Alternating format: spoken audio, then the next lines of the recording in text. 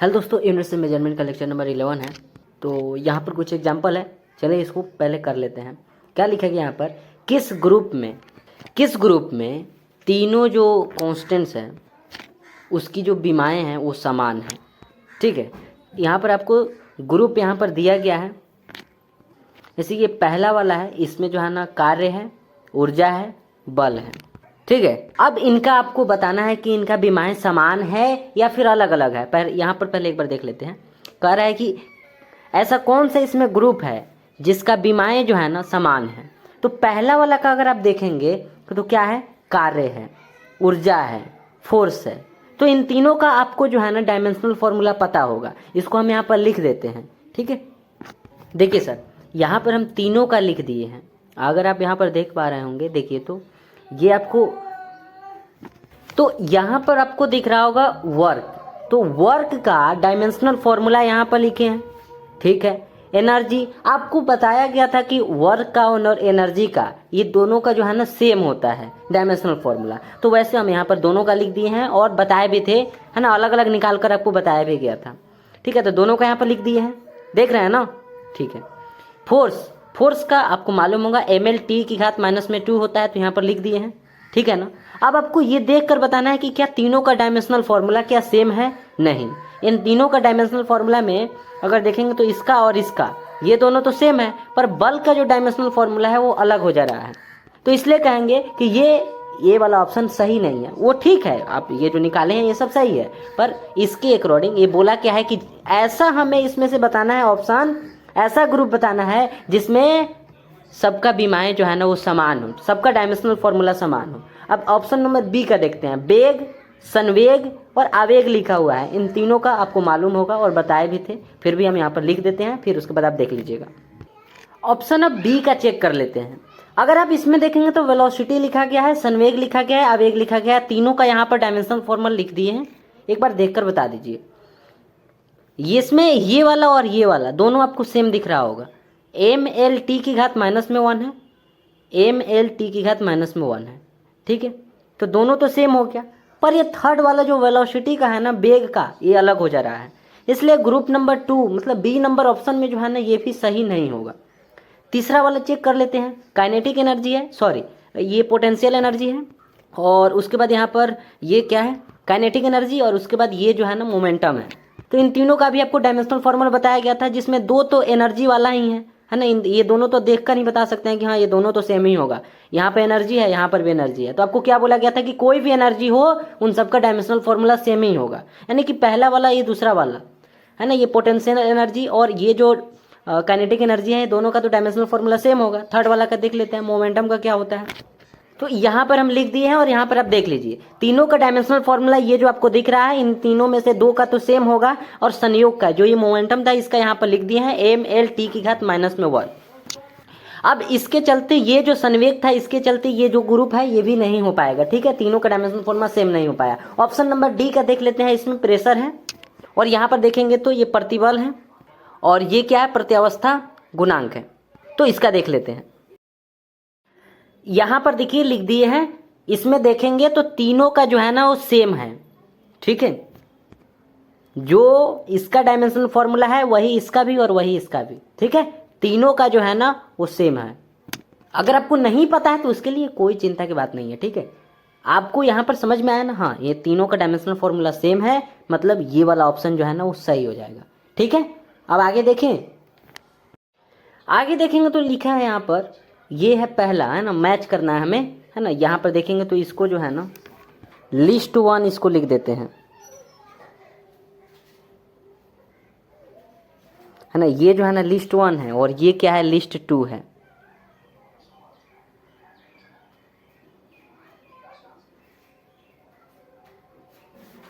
अब हमें क्या करना है, यहाँ पर बोला है मैच करने के लिए। तो क्या करें इसके लिए, थोड़ा सा पहले आप समझिए कि कहाँ यहाँ पर मैच तो करना है, पर यहाँ पर कहना क्या चाहता है।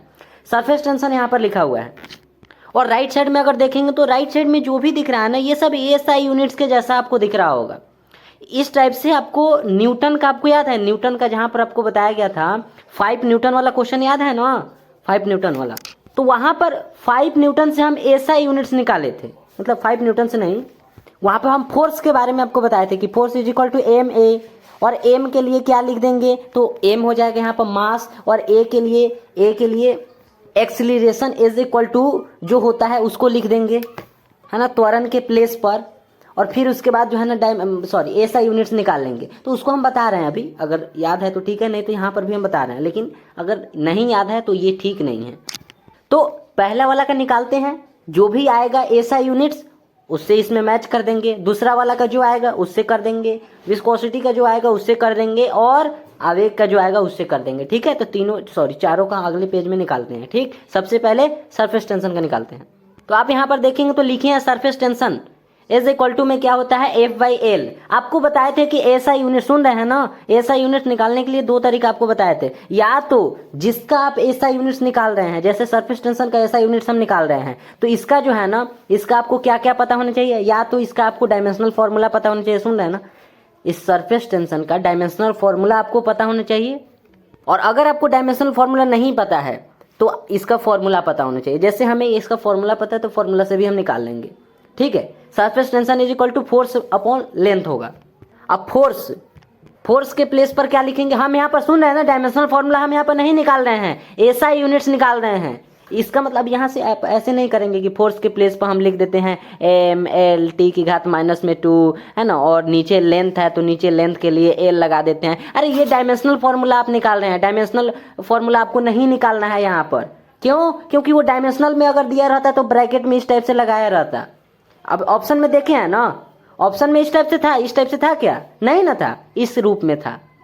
ठीक है, तो इसलिए हमें एसआई यूनिट्स यानी इस रूप में हमें निकालना पड़ेगा। तो सरफेस टेंशन का एसआई यूनिट्स निकालने के लिए दो तरीका बताए थे। चलिए नेक्स्ट पेज में, यहाँ देखिए, पहला या तो फॉर्मूला से निकाल लीजिए, नहीं तो डायमेंशनल फॉर्मूला आपको पता होना चाहिए, मतलब इस रूप में, सरफेस टेंशन का इस रूप में। वैसे यहाँ से भी आप निकाल सकते हैं, जैसे ये लिखे हैं, अब एल को ऊपर भेजेंगे तो आपको ये पता चल जाएगा। और इसके बाद आपको फोर्स में जिस टाइप से बताए थे, फोर्स में बल का ही निकाले थे, न्यूटन का जो बोले हैं ना, वहीं पर आपको ये चीजें बताए थे। ठीक है, कि एसआई यूनिट्स कैसे निकालते हैं। एनीवे, जब उसको जोड़ते हैं, यहाँ पर देखिए surface tension is equal to force upon l हो गया, है ना, लेंथ हो गया। तो फोर्स के प्लेस पर इसको लिखे हैं, क्योंकि फोर्स, सुन रहे हैं ना, फोर्स का एसआई यूनिट्स क्या होता है आपको याद है? अरे फोर्स के प्लेस पर आप इसको नहीं लिखेंगे क्योंकि ये डायमेंशनल फॉर्मूला है फोर्स का। फोर्स के प्लेस पर आप फोर्स का एसआई यूनिट्स लिखेंगे। फोर्स का एसआई यूनिट्स क्या होता है? फोर्स के एसआई यूनिट्स को न्यूटन बोलते हैं, पर न्यूटन कितना होता है? केजी मीटर पर सेकेंड स्क्वायर। आपको याद है क्या? आपको ये वाला याद है?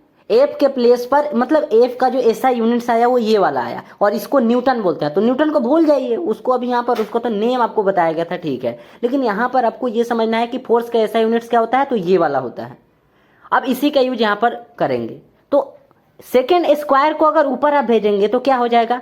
जो स्क्वायर है ना वो माइनस में हो जाएगा, तो वही तो लिख दिया है, केजी मीटर एस की घात -2 हो गया, मतलब सेकेंड की घात -2। समझ में आ गया? ठीक है। लेंथ लिखा हुआ, तो लेंथ के प्लेस पर क्या लिखेंगे? लेंथ का एसआई यूनिट क्या होता है? तो लेंथ तो खुद एक क्या है? फंडामेंटल क्वांटिटी है। याद है ना आपको? फंडामेंटल क्वांटिटी टोटल कितने होते हैं? 7 होते हैं। मूल राशियां कितने होते हैं? टोटल 7 होते हैं ना। तो उन्हीं 7 में से बल तो उसमें नहीं लिखा गया था। अरे सुन रहे हैं, फंडामेंटल क्वांटिटी में आपको कितने बताया गया था? टोटल 7 जो है ना क्वांटिटीज आपको बताया गया था। फंडामेंटल क्वांटिटी में कितने राशियां हैं? 7 राशियां आपको बताया गया था ना। हाँ, तो 7 राशियों में क्या बल था उसमें? नहीं, बल नहीं था, पर बल के निकालने का तरीका आपको बता दिए तो आप निकाल लिए हैं। पर ये जो एल लिखा गया, एल का मतलब तो लेंथ है, और लेंथ मतलब इसी में आता है। ये जो लेंथ है ना, LENG, ये जो लेंथ है ना, ये लेंथ जो लंबाई है, लंबाई तो इन्हीं 7 में से एक है ना, मतलब ये खुद फंडामेंटल क्वांटिटी है।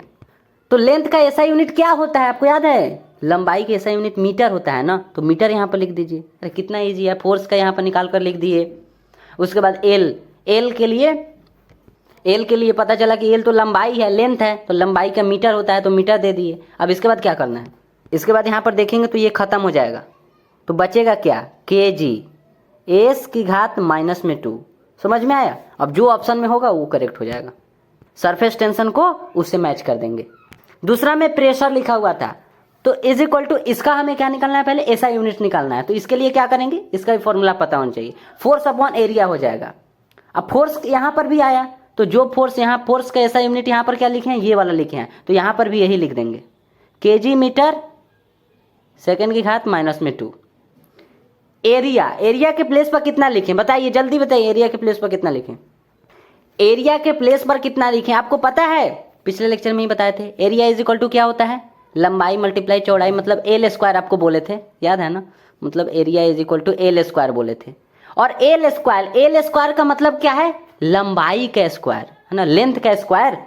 अर्थात लेंथ का ऐसा यूनिट क्या होता है, यहाँ पर तो हम ऐसा यूनिट का काम कर रहे हैं, तो लंबाई, ये एरिया इज इक्वल टू हम जानते हैं लंबाई के स्क्वायर होता है, और लंबाई के स्क्वायर यानी कि मीटर का स्क्वायर हो जाएगा।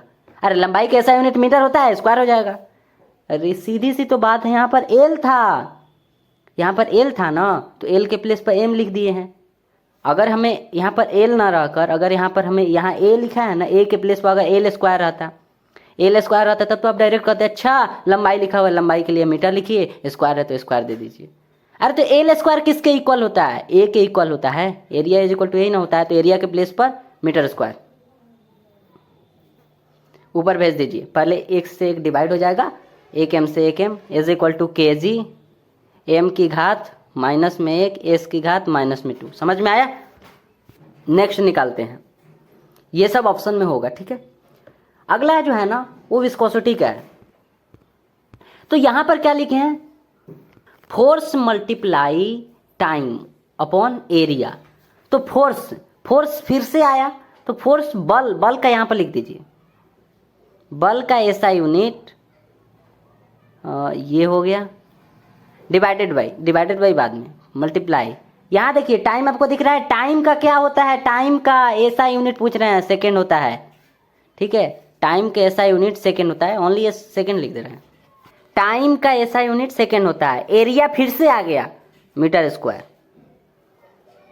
ये खत्म हो जाएगा, तो इसके बाद क्या आ जाएगा, के जी, और मीटर ऊपर जाएगा, -1 हो जाएगा, और एस सेकेंड, ये भी सेकेंड है, ठीक है, ओनली एस लिखे हैं, सेकेंड की घात -2 है, यहाँ सेकेंड की घात 1 है, तो यहाँ पर कितना हो जाएगा, सेकेंड की घात -1 हो जाएगा। समझ में आ गया। के जी, यहाँ देखिए के जी, यहाँ देखिए 1 मीटर बचा हुआ है, मीटर का घात 1, तो ऊपर जाएगा तो मीटर का घात -1, सेकेंड की घात -2 है, सेकेंड की घात 1 है, बेस सेम है, ठीक है, बेस सेम है, मतलब यहाँ पर भी एस, यहाँ पर भी एस, यहाँ पर एस की घात -2 है, यहाँ पर एस की घात 1 है, बेस सेम है, तो ये क्या हो जाएगा, -2 + 1 इज इक्वल टू -1 हो जाएगा। समझ में आ गया ना, लिख दिए, ये क्या हो जाएगा, फोर्स मल्टीप्लाई टाइम, फोर्स के लिए लिख देते हैं,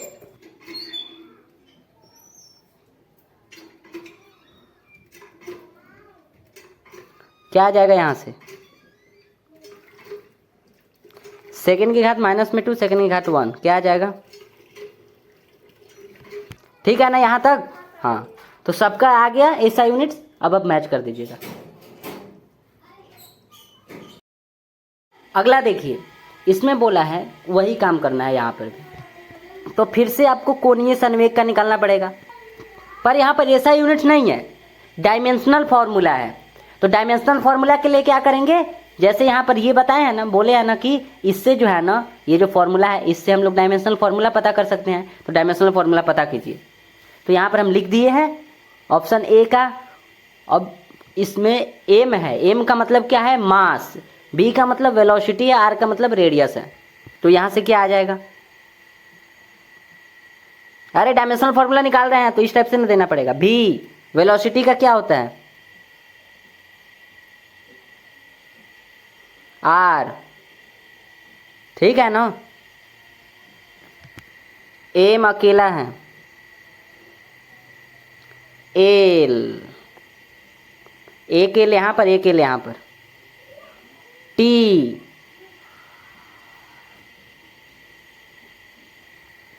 सही है।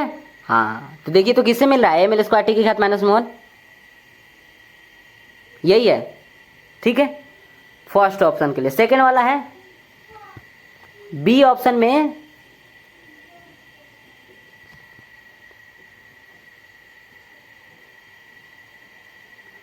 क्या हो जाएगा यहाँ पर, तो इसका भी आपको निकलवाए थे, सॉरी आपसे निकलवाए थे, ठीक है। फोर्स इंटू ये डी है मतलब डिस्टेंस है, यहाँ पर आर भी हो सकता है। तो यहाँ से आप क्या करेंगे, फोर्स का आपको याद है ना,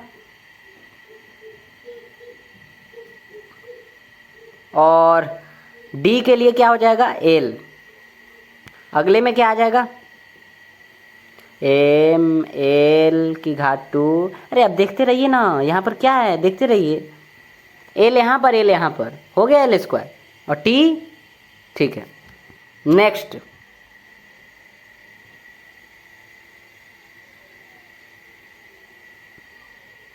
यहाँ से क्या आ जाएगा एफ अपॉन एरिया, फिर से यहाँ से क्या हो जाएगा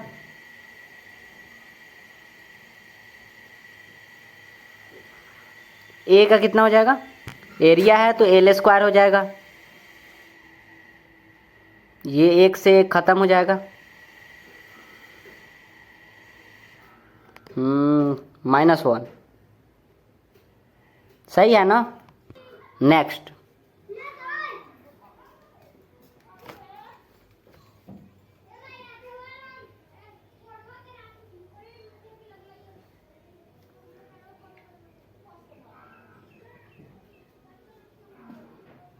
ठीक है, तो यहां से क्या आ जाएगा, यहां से प्रेशर का आपको याद है कितना होता है,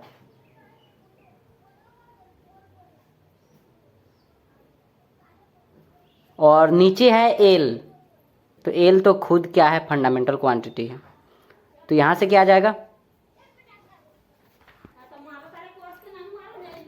तो यहां से क्या आ जाएगा, ये एल ऊपर भेज दीजिए तो कितना आ जाएगा -2 आ जाएगा, और टी तो -2 है। बताइए क्या सही है, ठीक है ना। तो उम्मीद करते हैं कि समझ गए होंगे। उसके बाद ये वाला है, इसमें से आपको पता है क्योंकि पहले ही आपको मतलब लिखने के लिए दिए थे, लगभग क्या शायद लेक्चर नंबर 8 या 7 में, इसमें जो है ना ये फेम्टोमीटर है, ये पिकोमीटर और ये नैनोमीटर है ना, एंगस्ट्रॉम है, और उसके बाद माइक्रोमीटर है, मिलीमीटर, सेंटीमीटर, किलोमीटर, यहाँ तक जो है ना आपको दे दिए थे, उसी में लिखकर जो बॉक्स आपको दिए थे ना, बॉक्स में लिख कर दिया गया था ना, हाँ उसी बॉक्स में ये है और उसी टाइप से है, बस यहाँ पर लिख दिए हैं केवल लेंथ के रूप में, यहाँ पर सब यहाँ पर लेंथ यानी मीटर के रूप में है, मीटर, ठीक है। तो यहाँ तक तो ठीक है, किलोमीटर तक। उसके अगला 9 में जो है ना 1 टेरामीटर है, तो इसके लिए यहाँ पर 10 की घात 12 लिखे हैं, ठीक है। अब इसके बाद जो ये तीनों है ना, ये बड़ी दूरियों के मापन में यूज किया जाता है। इसके बारे में शायद थोड़ा सा हम केमिस्ट्री में बोले थे। जैसे ये एस्ट्रोनॉमिकल यूनिट है, बड़े मतलब दूरियों को मापने के लिए इसका यूज किया जाता है। बड़ी से बड़ी दूरियों के बारे में भी आपको बताए थे, और छोटी से छोटी दूरियों के बारे में भी आपको बताए थे कि बड़ी से बड़ी दूरिया का मतलब क्या है, छोटी से छोटी दूरिया का मतलब क्या है। तो एस्ट्रोनॉमिकल यूनिट का यूज बड़ी से बड़ी दूरियों को मापने में किया जाता है, ठीक है।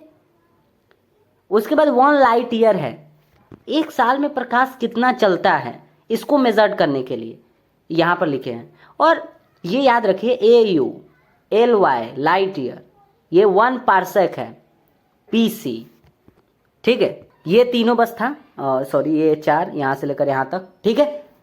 और लाइट ईयर के बारे में हमें लगता है आप 8th क्लास में सुने होंगे। अब यहाँ पर एक क्वेश्चन है, ठीक है, पर इसमें अगर देखें तो सबसे बड़ा ये वाला है, उससे छोटा ये वाला, उससे छोटा ये वाला, ठीक है। सबसे बड़ा, उससे छोटा, उससे छोटा। अब एक क्वेश्चन है, हमें जो है ना स्टेटमेंट बताना है कि कौन सा स्टेटमेंट जो है ना वो सही है।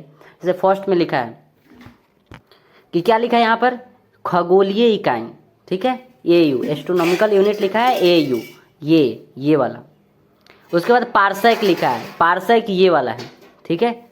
एंड ये लाइट ईयर लिखा है LY, सुन रहे हैं ना, लाइट ईयर ये वाला खगोलीय दूरियां मापने के लिए यूनिट है। इनका यूज कहाँ किया जाता है, तो अभी आपसे बोले हैं बड़ी दूरियों के मापन में किया जाता है, और इसका हिंदी जो है ना वो खगोलीय होता है। एस्ट्रोनॉमिकल यूनिट का यूज खगोलीय होता है, ठीक है। तो इनका यूज कहाँ किया जाता है? खगोलीय मतलब बहुत बड़ा बड़ा दूरी मापने में किया जाता है, ठीक है। तो खगोलीय दूरियां मापने के लिए ये जो यूनिट, ये कौन सा यूनिट है? तो खगोलीय दूरियां मापने के वाला यूनिट है, ठीक है। ये तीनों बड़ी से बड़ी दूरियां मापने वाला है ना, क्या है? यूनिट है। तो पहला स्टेटमेंट सही हो गया। दूसरा स्टेटमेंट है कि ए यू मतलब क्या है? ए यू का मतलब क्या है? Astronomical unit less than p c. P c कहाँ है? पारसेक, ये वाला। फिर उसके बाद less than l y, light year. पर ऐसा नहीं होगा। सबसे बड़ा ये वाला है पारसेक, फिर उससे बड़ा, फिर उससे बड़ा। ये जो क्रम लिखा गया है ना, ये एल वाई को यहाँ पर होना चाहिए और ये जो पारसेक है इसको यहाँ पर होना चाहिए, ठीक है। तो ये गलत हो जाएगा। तो यहाँ पर बी वाला ऑप्शन जो है ना करेक्ट हो जाएगा कि पहला स्टेटमेंट जो कि करेक्ट हो जाएगा, और बट जो दूसरा वाला जो स्टेटमेंट है वो इनकरेक्ट हो जाएगा, ठीक है। पहला वाला स्टेटमेंट करेक्ट और दूसरा वाला स्टेटमेंट जो है ना वो इनकरेक्ट हो जाएगा, ठीक है। तो आई होप समझ गए होंगे, ठीक है। तो ठीक है, थैंक यू।